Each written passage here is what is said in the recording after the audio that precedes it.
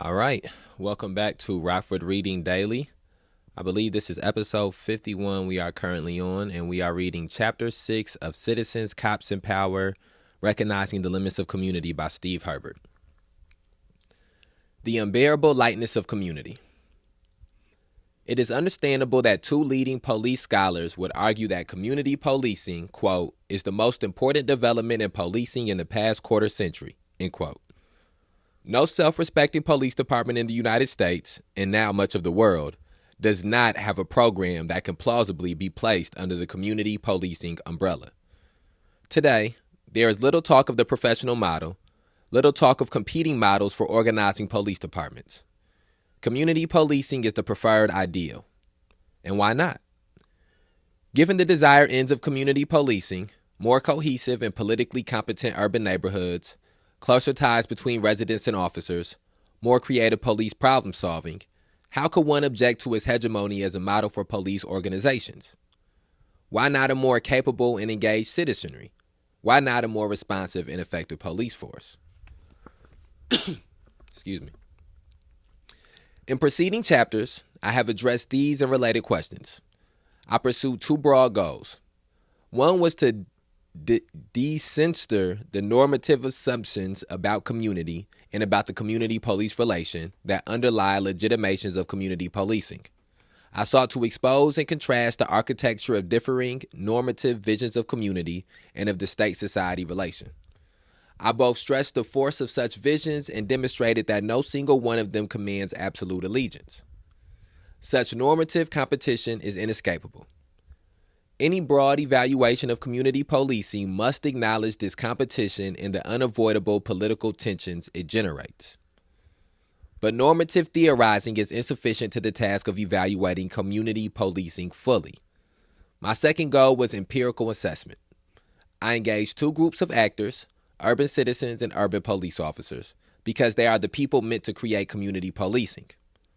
One can isolate and counterpose normative visions, but such an abstract exercise fails to assess the tractability of any such vision in daily experience.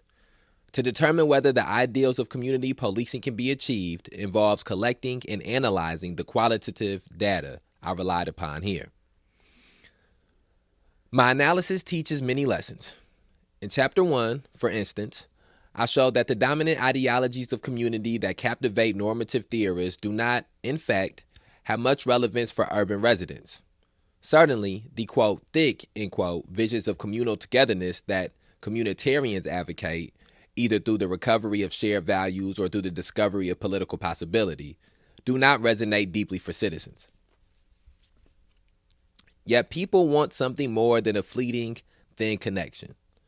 Instead, they want relations of basic familiarity upon which they can build a sense of security in place.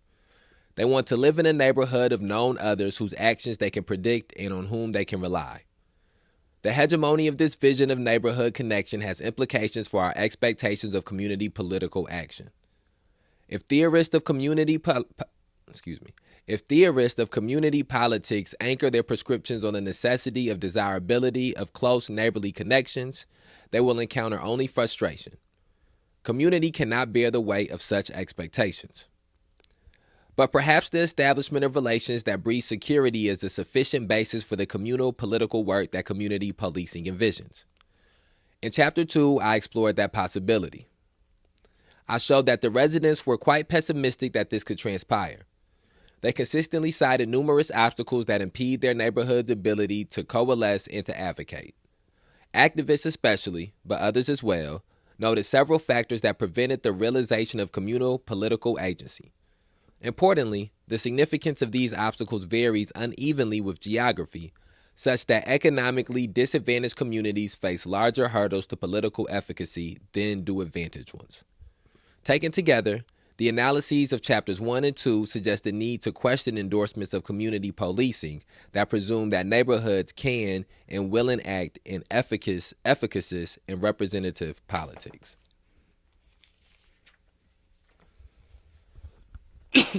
Excuse me. Further, even if communities could organize effectively, they would still need to encounter a state receptive to their suggestions. Any assessment of community policing thus must determine whether the police, as one symbolically significant arm of the state, demonstrates such receptivity. In Chapter 3, I explain how the democratic aspiration for a state that is responsive to its citizenry is not the only legitimate standard for the state-society relation, not the only desirable articulation of the police-community connection. Instead, states might sometimes be best understood as importantly separate from the citizenry through adherence to either an abstract legal code or a set of professional norms. Also, the state can accurately be described as generative of society because of its policies, its bureaucratic routines, and its moralized discourses. I use the ethnographic data to demonstrate that all three modes of state-society relation inform the police's approach to the communities they serve. In both theory and practice, these modes are in tension. This reality complicates any blithe endorsement of community policing that presumes a police force that is largely responsive to communal politicking. Although all three modes are significant to police practice, the narrative of separation has unusual power. In Chapter 4, I explain how the police reinforce a self-construction as authoritative crime fighters whose autonomy and discretionary authority deserve respect. Powerful impulses in the culture create a wariness of citizen oversight and an endorsement of officer independence. These realities should also cause us to reconsider any high expectations we might have for community policing. Officers continue to resist the suggestions that they make themselves especially subservient to community input. This helps explain much resident frustration with the police, a phenomenon I explored in depth in Chapter 5. I showed that the three modes of state-society relation all possess legitimacy in the eyes of the citizenry. This suggests that possible tensions between these modes irrecoverably complicate the politics of police-community relations. Yet residents do appear to recognize the comparative power of the narrative of separation, and they express dissatisfaction with it. They also sometimes chaff at the routines the police use for both apprehending their input and morally constructing their neighborhoods.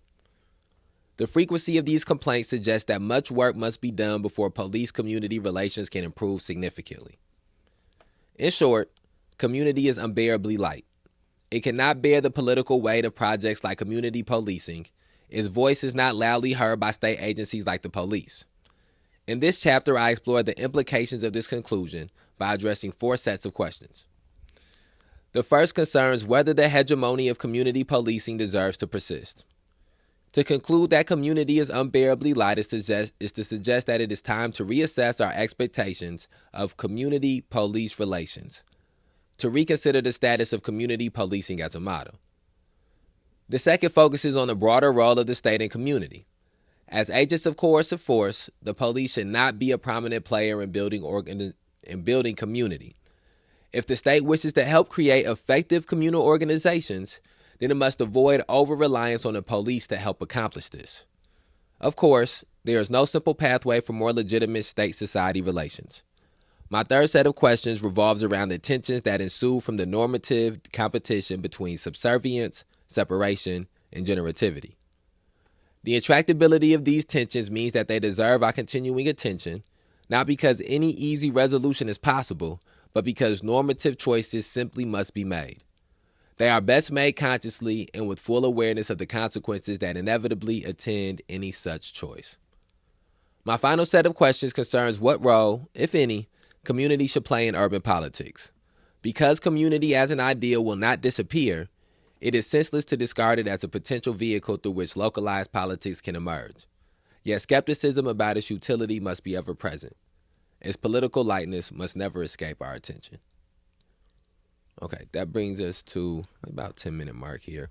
And that also brings us to a changing in themes in this chapter here. Pardon me, I'm just looking through to see. Actually, I think we probably have to go through 2 episodes to get through this chapter. Thought maybe we could do it in one. Okay, so the first passage that we just read through was really just a review of the previous 5 chapters of the book.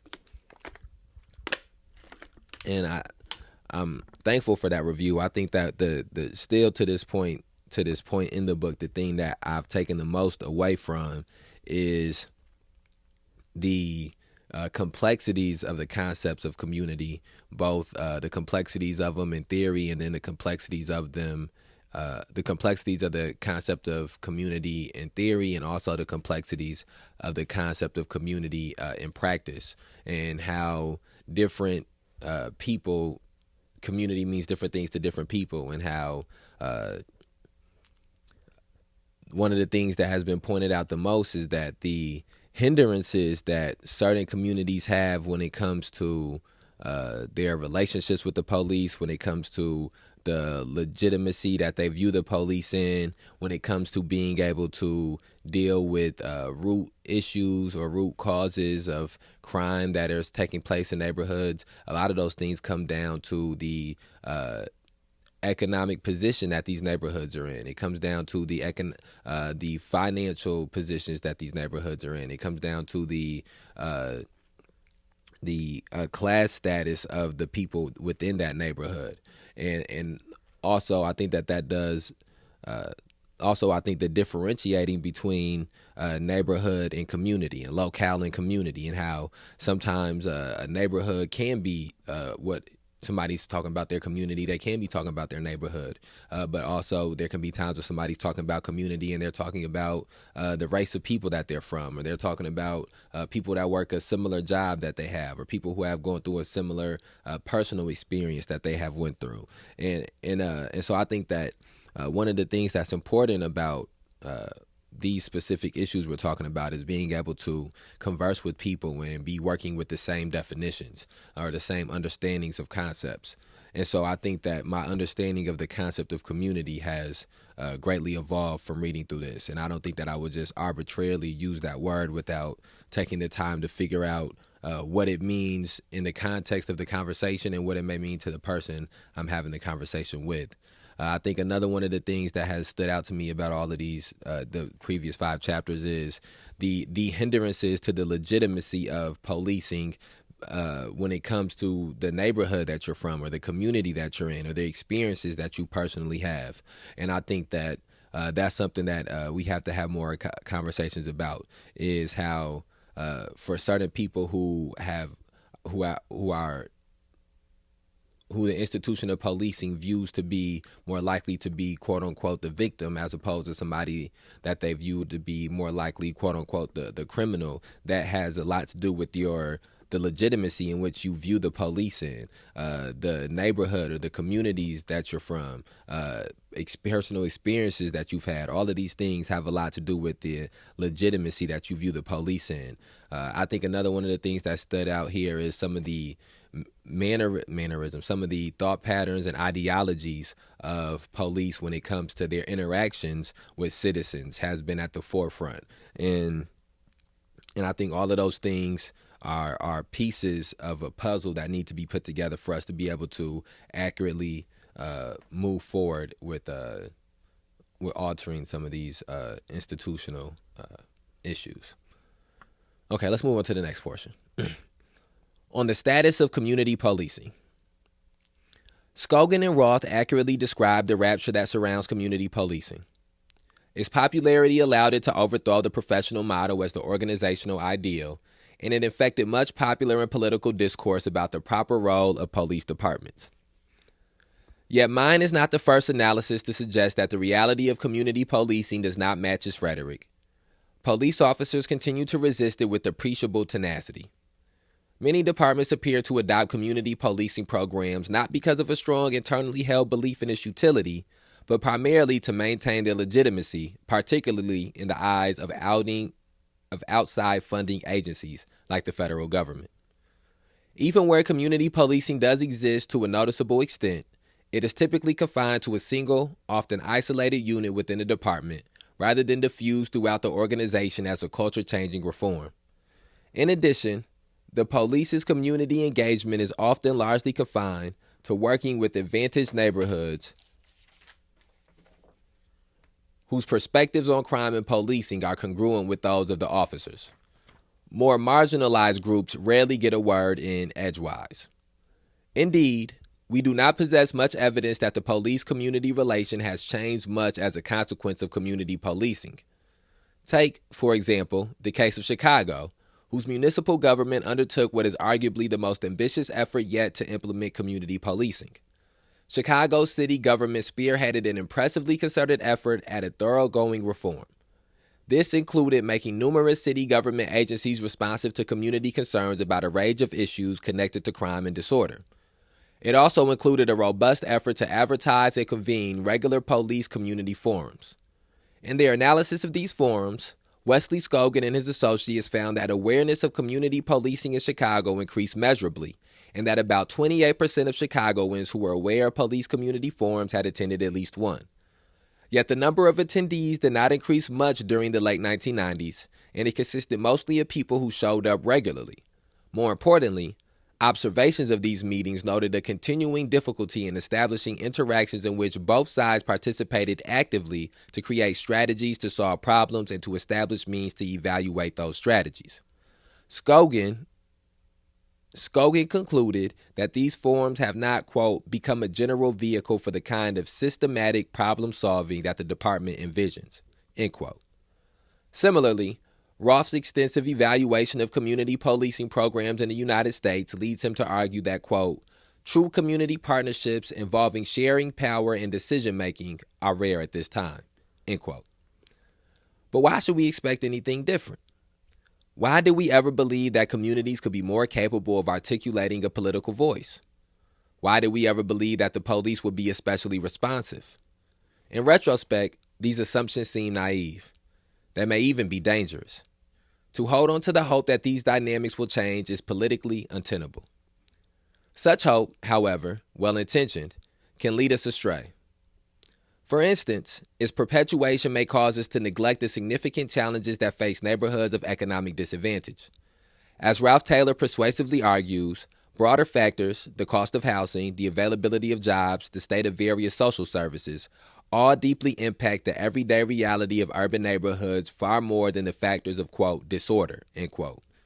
And none of these broader factors are in any way touchable by the police.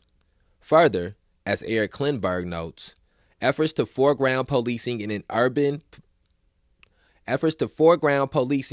politics necessarily means that fear of crime receives significant attention. This can mean that discussions about how to improve broader measures of social welfare get sidetracked. It can also increase levels of distrust and suspicion within the urban citizenry as the fearful seek protection from the fear-inducing. In Klinberg's strong words, quote, as a program for civic renewal, community policing represents democracy in its most desperate and depraved form, end quote. Indeed, if community regeneration is a priority, why foreground the police in any such effort? As agents of coercive force, the police do not make especially good community builders.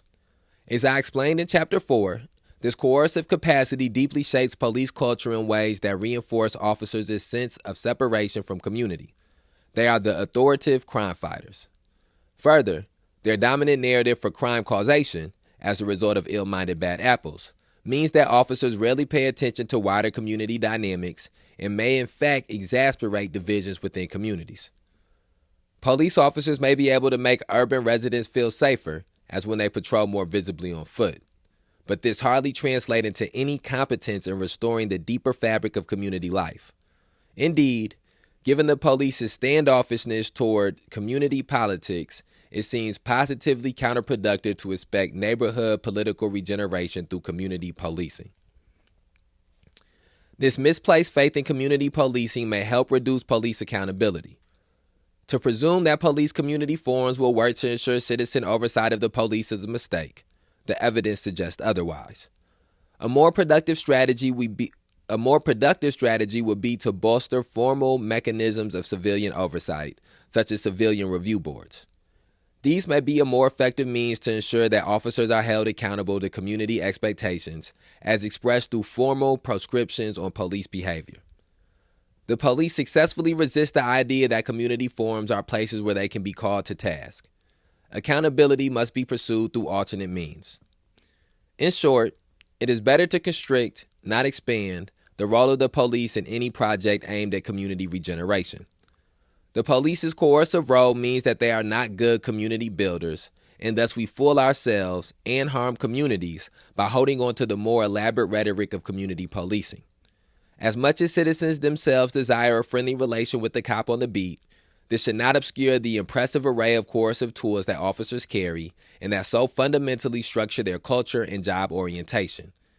These coercive mechanisms are deeply implicated in other developments that occurred concurrently with the ascent of community policing, including, most notably, the growth of paramilitary policing and the rising popularity of broken windows policing, neither of which exemplifies a friendly police force. Indeed, the area of community policing has seen a robust reinforcement of the, quote, get tough, end quote, rhetoric of crime control and the concomitant policy changes that make the United States the world leader in incarceration. Further, these punitive practices reinforce the discrepancies between urban neighborhoods because they impact poor and minority-dominated neighborhoods most significantly. Residents of such neighborhoods are more likely to be incarcerated and thereby to suffer the long-term consequences of the stigma of conviction, both steady employment and family stability becoming more elusive with the history of incarceration. This reality merely increases the level of distress facing urban neighborhoods of disadvantage. This, quote, get tough, end quote, orientation obviously has much resonance within the culture of the police, which helps explain officers' inability to work productively in creating equitable partnerships with community groups. The professional model lives on, quietly flourishing beneath the reform rhetoric of community policing. As coercive agents, the police do have a role to play.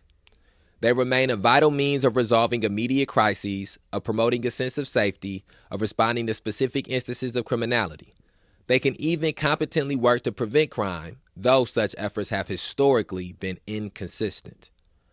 But to entrust them with such responsibilities hardly means that we should expect anything more, that we should hope for them to be rendered easily subservient to community oversight. As Berkeley long ago recognized, quote, the phrase democratic police force is a contradiction in terms, end quote. In short, perhaps it is time to abandon community policing, to give up the ghost of a chance of its ever representing a project for meaningful police reform. Its promise remains unrealized, largely because it was never realizable.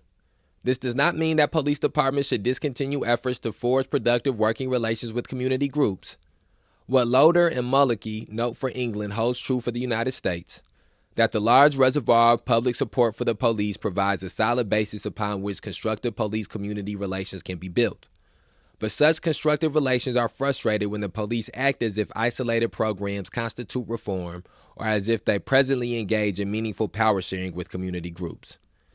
Given the limits to what the police can accomplish, they should withdraw from a prominent place in efforts to revive urban neighborhoods, a role that more properly belongs to other agencies of the state. And then that brings us to a changing of the theme of the chapter there. And then I think we'll knock out one more passage and then we'll end this episode. I think the main thing that stands out to me from the paragraphs that we just read through is the emphasis that Steve Herbert put on the fact that his conclusion and what is evident throughout the readings of this piece of literature is that too many things are being relied upon to be done by the police. And I think that one of the reasons that happens is because of the amount of money that has been given to the police. And these are things that have happened politically through decades, that this has been a way to give raises to police officers. They spoke about the paramilitary equipment that this concept of the warrior cop that has begun to heavily happen in the 21st century. A lot of these things can be traced back to the 1992 or the 1993, the 90s crime bill that Bill Clinton put into play, which increased heavily the amount of money and the amount of paramilitary equipment that local police forces had. And all of these things have went to create a philosophy within the institution of policing that is about crime fighting. That is about violence about violence work. And as he pointed out here, that throughout history, throughout history, increasing of police funding has been inconsistent with the decreasing of crime or the decreasing of criminal activity in areas and in places. And so I think that within reading this to me is another piece of literature that opens up or that should awaken people to the importance of creating different organizations, of creating different institutions, of finding ways to divest funds from the institution of policing and putting them into other institutions that are not trying to deal with the effects and that are instead trying to deal with the causes. Because of the fact that policing is what policing is. You are not going to be able to change the violence that is inherent in policing, the coerciveness that is inherent in policing, the corruption that is inherent in policing, the disadvantage, the discrimination, the prejudicial thought patterns that are all prevalent in policing. But what we can do is create new institutions and new avenues that don't have those built-in prejudices and philosophies that can be more humane and that cannot be focused on trying to use violence to curb violence or trying to use inhumanity to curb inhumanity. Let me see. I'm trying to see. Wait, I don't even know. We might not even be able to. Yeah, let's read through this passage. We got time to read through this. The state and community. The expected role of the police highlights a paradox. They are a state agency expected to reduce crime and to rebuild community, yet these goals are rendered well nigh unattainable by other components of the state. The police are not capable of altering the social dynamics that most affect urban neighborhoods. These dynamics, however, are implicated in policies enacted by the state. Indeed, Robert Sampson and Janet Lawrenson show that federal policies from urban renewal to public housing may have done more to cause inner city violence than to prevent it. At other levels of government as well, policies controlling zoning, housing, economic development strategies, and education strongly shape the realities that confront urban communities. It is hardly the police's fault that they cannot do much to stem the ill effects of the concentrated disadvantage these policies enable. Even if greater competence in police problem-solving operations is possible, it would be but a puny bulwark against the overwhelming challenges generated by broader forces. The work of the police, in effect, represents an attempt by one component of the state apparatus to minimize the negative effects generated by other components. This reality helps underwrite a necessary skepticism about the possibilities of community policing and mandates a shift of our attention toward those state activities that more directly bear on urban neighborhoods. It is unrealistic to expect the police to undo the catastrophic consequences of state policies that help generate urban landscapes of widely varying economic and political possibility. To create and reiterate such expectations for the police leads to an unjustifiable neglect of the role of other arms of the state and rendering those expectations impossible to meet. Recall the words of Marshall, the pastor in Centralia, quoted in the last chapter. Marshall: I mean, hey, the police keep me safe at night. I appreciate them for doing that. If they want to focus on that and cleaning up the streets, I say you concentrate on that and let us and other agencies or whatever, or have the police come alongside churches that can help change the community. But you put police in charge of changing the community as well as policing the community, they are going to fail in both areas. This is a point very well taken. The police cannot change the underlying conditions that shape urban neighborhoods in any substantive fashion. Whatever culpability the state possesses for the health of the community largely lies outside the police's rightful charge. Let us absolve the police of unjustified responsibilities and hold the state accountable for those of its policies most directly connected to the realities that urban neighborhoods confront daily. Let us also hold the state accountable for its responsibility in generating the means by which citizen agency can be expressed and reinforced. The insight that the state largely generates the community with which it interacts requires us to assess just how this transpires. The state and civil society, in other words, are not strictly separate and opposing entities, but importantly connected by the opportunities the state constructs for citizen activity and involvement.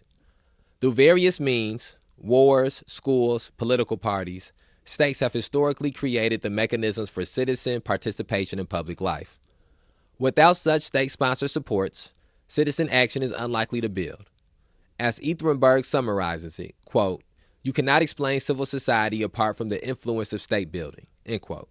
Sadly, as I have demonstrated, community policing does not represent an instance of the state's nurturing of civil society. Yet this failure should not spell the end of the search for alternate means by which this can transpire. Because the police are hobbled by their coercive power from being supports for a revived civic politic, the state must find other means to accomplish this. That gets us to exactly 30 minutes, and that gets us to a stopping point. And so the next episode will be our last episode. We got about 4 or 5 pages left here. I think that one of the things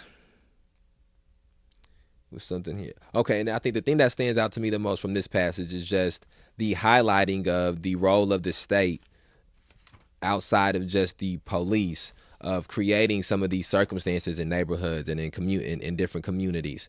And I think that is also one of the things that we have to put at the utmost importance of our education and of our informing ourselves about these issues, is that just as important as it is for us to learn about, and I think I sort of spoke about this on a couple episodes back, but just as important as it is for us to learn about policing and the education of policing, we must also understand that the police are a piece of a bigger picture. And there's no way to be able to view that picture as a whole without first being able to view how police fit in that picture and get a full scope and perception of police. But then you must spread that out to politicians that are in office. Then you must spread that out to the judicial system as a whole. You must spread it out to the government as a whole, and to capitalism and all of these other things, And so I think that, and that's why we emphasize here at the May 30th Alliance, police terrorism, mass incarceration, and racial injustice, because of